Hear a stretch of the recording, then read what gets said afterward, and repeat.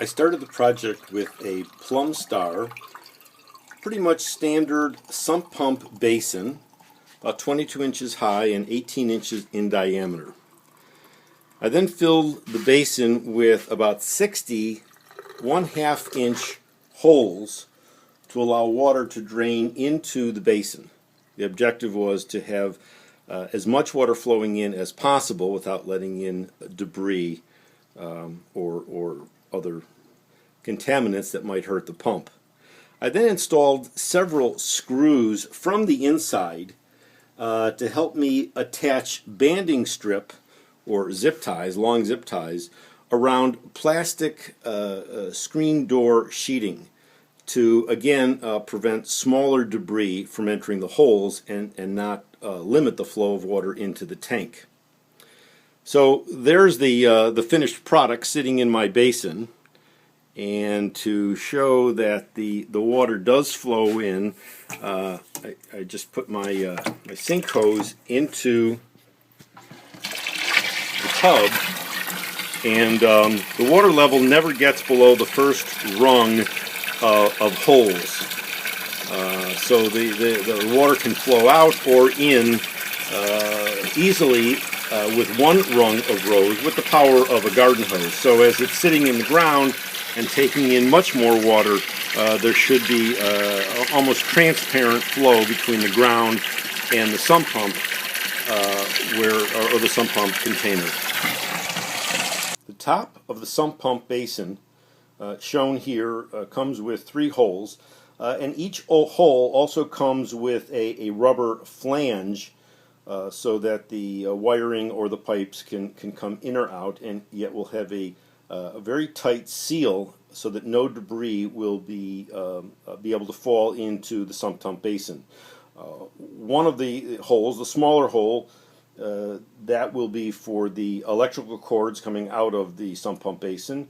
One of the larger holes will just contain a dummy piece of PVC pipe about 6 inches in length with a cap on it, since I don't have a water inlet to the basin. And the second hole will be for the PVC piping that is coming from the sump pump. On top of this sump pump cover will then go the check valve, and then a 90-degree angle connected to flexible tubing, which will carry the water away from the house. And here we have the Master Plumber 1/2 horsepower vertical float sump pump, which is declared to be able to pump 3,630 gallons per hour. For my backyard, that if it got turned on from the start after the backyard was flooded, it could take anywhere from 2 to 8 days for my yard and the surrounding yards, which are slightly higher than mine, to drain. But on a gradual basis, the pump should cycle nicely, during the rainy period, and keep the ground reasonably dry. Installed with the pump, it comes with the vertical float, and then I simply put in a 1 1/2 inch male adapter and a standard 2 foot piece of standpipe, which will come out the top of the sump pump cover. The sump pump will just sit unsupported, unprotected at the bottom of the sump pump basin, and the standpipe here connected to the top should keep the sump pump from bouncing around as it engages or disengages. And here we have almost the completed project with the basin and the strapping holding on the screen mesh, the cover, and that's how the flanges will appear. This flange is just this pipe is just a dummy pipe to keep debris from falling in this hole. The electrical wires will come here, and this is the PVC piping standpipe connected to the pump, where the water will then be diverted from the house. And if I can just remove this flange, you can see how the sump pump is just sitting in the bottom of the basin. And one of the final components is the check valve and the 90-degree angle connected to the flexible hose.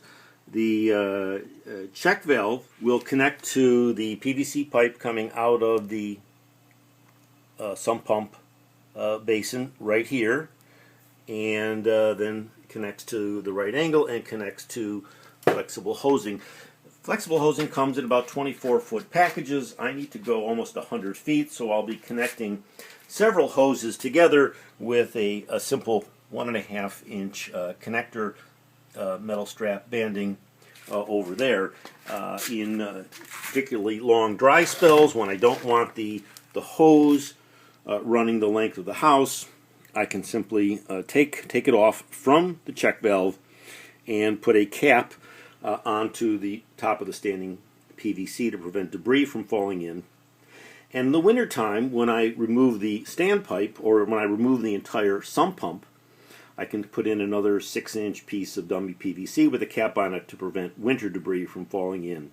So it should be fairly easy to switch the components once or twice a year and allow easy access for removing the sump pump for wintertime and for maintenance. Okay, I've cleared the area and I've got approval from all the utility companies, phone companies, cable companies, water, electricity, and I've cleared the area and now ready to begin the dig within the 4 marked flags. Well, as you might imagine, this was the hardest part of the job.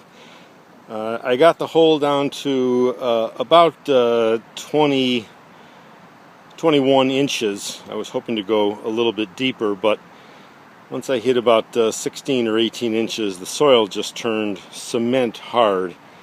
And, I've resorted to picking away with the soil at the axe. So I think I've reached the point of diminishing returns, and now I will start to backfill the hole with my gravel. And here we have the final product. The green garden hose is flooding the area. The white gravel stone around the sump pump basin. I used about 3 cubic yards of stone, and I could use a little bit more, so I guess I'll top that off, maybe even put a little decorative garden fence in there. But the gravel is where all the water is going to be flowing down into the ground and into the sump pump basin. The orange cord is my power cord to the house. You just saw the pump kick in, running a few yards, spilling out over there. And that's all it takes for the sump pump to empty down to where the float will disengage the motor. And other than a little more stone, I think we have a finished product.